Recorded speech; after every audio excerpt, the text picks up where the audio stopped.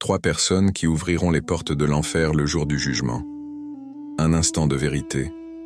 Imagine un instant, le jour où tout sera révélé, un jour où les âmes trembleront, où les visages seront illuminés par la joie ou marqués par l'effroi, un jour où les portes du paradis s'ouvriront pour certains, mais où d'autres verront devant eux s'ouvrir les portes de l'enfer. Mais qui sont ceux qui les ouvriront? Qui sont ces âmes dont les actions auront scellé leur propre sort?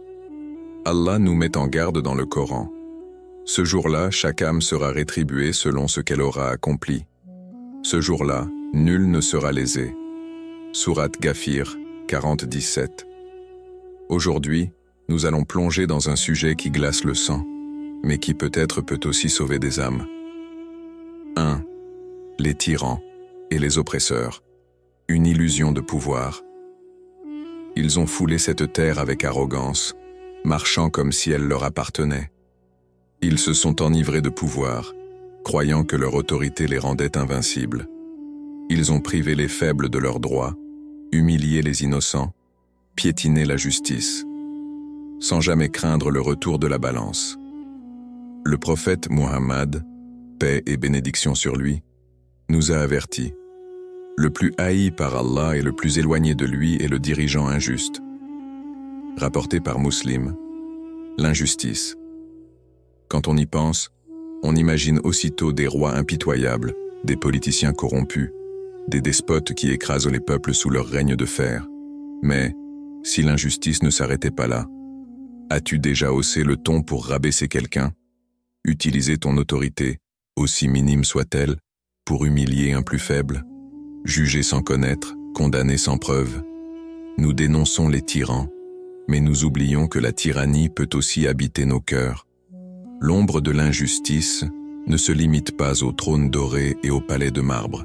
Elle se glisse dans les foyers, dans les entreprises, dans les écoles. Elle prend 1000 visages et se nourrit de notre insouciance. Regarde Pharaon, un homme qui s'est cru intouchable, un roi qui s'est proclamé divinité. Il a défié Moïse, paix sur lui, méprisé les signes, persécuté son peuple. Mais qu'a-t-il récolté? Lorsque les vagues de la mer Rouge se refermèrent sur lui, toute sa puissance disparut en un instant, son armée, son royaume, son arrogance, balayés par la justice divine. Ce tyran qui prétendait être un dieu est devenu une leçon pour l'humanité entière. Allah a décrété « Aujourd'hui, nous allons sauver ton corps, afin que tu sois un signe pour ceux qui viendront après toi. » Sourate Yunus 10-92. Un signe. Mais est-ce que nous avons réellement appris? Nous regardons les pharaons d'hier et dénonçons les injustices d'aujourd'hui. Mais avons-nous purifié nos propres cœurs de cette arrogance? Avons-nous banni toute trace d'injustice de nos paroles, de nos actions, de nos pensées? Ou sommes-nous simplement les héritiers silencieux d'un cycle qui se répète, encore et encore? 2. Les hypocrites et les menteurs. L'illusion de la sincérité. Il y a ceux dont les lèvres récitent des prières, dont les fronts touchent le sol en apparence d'humilité, mais dont les cœurs sont vides de sincérité. Ils se tiennent parmi les croyants, imitent leurs gestes, adoptent leurs paroles. Pourtant, au fond, ils ne sont que des ombres trompeuses. Le prophète, paix et bénédiction sur lui, nous a avertis. Les hypocrites seront au plus bas degré du feu. Sourate An-Nisa 445. Un avertissement lourd de sens. Mais y prêtons-nous vraiment attention? Nous imaginons souvent l'hypocrite comme un autre, un étranger, un ennemi lointain. Mais osons-nous jamais retourner le regard vers nous-mêmes? As-tu déjà promis sans tenir parole?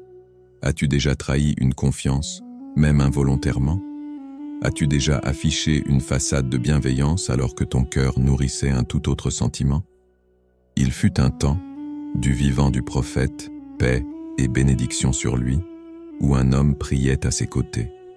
Sa voix récitait le Coran avec éloquence. Il était là, parmi les compagnons, mais son cœur tramait l'injustice et la ruse. Il pensait duper les croyants, jouer un double jeu parfait. Mais qui trompait-il réellement, sinon lui-même? Allah dévoile leur réalité dans sa parole. Ils cherchent à tromper Allah et les croyants, mais ils ne trompent qu'eux-mêmes sans s'en rendre compte. Sourate Al-Baqarah 2-9. Et nous, aujourd'hui, nous condamnons les grands hypocrites, ceux qui ont marqué l'histoire par leur traîtrise. Mais combien de fois avons-nous, nous-mêmes, dit des paroles que nos cœurs ne ressentaient pas vraiment? Combien de fois avons-nous souri alors que notre âme était emplie d'amertume? L'hypocrisie n'est pas qu'un crime des autres. C'est une menace silencieuse qui s'infiltre dans nos actions, dans nos intentions, dans nos silences. Alors, sommes-nous prêts à sonder nos cœurs avant qu'il ne soit trop tard? Troisième, les corrupteurs d'âme, ceux qui égarent et détournent. Imagine quelqu'un qui passe sa vie à semer l'illusion. Un être qui, par ses mots, ses actes, ou même son silence, pousse les autres à s'éloigner du chemin d'Allah. Il n'a peut-être pas brandi une épée, ni levé une armée, mais il a corrompu les cœurs. Certains l'ont fait par ambition, d'autres par ignorance. Mais au final, tous portent une lourde responsabilité. Le prophète, paix et bénédiction sur lui, a dit « Celui qui introduit une mauvaise tradition dans l'islam portera son fardeau, ainsi que celui de ceux qui l'auront suivi. » Rapporté par Muslim. L'histoire est remplie de ces figures sombres, des hommes qui ont égaré des nations entières, qui ont effacé la vérité pour imposer le mensonge. Mais aujourd'hui, il n'y a plus besoin d'un empire pour corrompre, un simple message, une vidéo virale, un mot. Cela suffit pour pervertir les âmes, pour détourner des milliers de cœurs en une fraction de seconde. Réfléchis, combien de fois avons-nous vu quelqu'un justifier l'interdit, le rendre attrayant, en faire une norme? Combien de fois avons-nous entendu quelqu'un minimiser un péché, en rire, le transformer en simple divertissement? Et toi? Où te situes-tu? Es-tu de ceux qui rappellent la vérité? Ou fais-tu partie de ceux qui, consciemment ou non, éloignent les âmes d'Allah? Allah nous met en garde. Et ne vous entraidez pas dans le péché et la transgression. Sourate Al-Maïda 5-2. Un mot, un geste, un choix. Tout compte. Alors, à la fin de cette vie, seras-tu parmi ceux qui auront guidé, ou parmi ceux qui auront égaré, une porte à fermer, une autre à ouvrir? L'enfer a des portes, mais elles ne s'ouvrent pas toutes seules. Ce sont nos propres actions qui forgent la clé. Mais il n'est jamais trop tard, car Allah, dans son infinie miséricorde, nous dit « Dis, ô mes serviteurs qui avez commis des excès contre vous-mêmes, ne désespérez pas de la miséricorde d'Allah, car Allah pardonne tous les péchés. » Sourate Az-Zumar 39-53. Aujourd'hui, nous avons découvert les clés de l'enfer. Mais as-tu trouvé celle qui mène au paradis?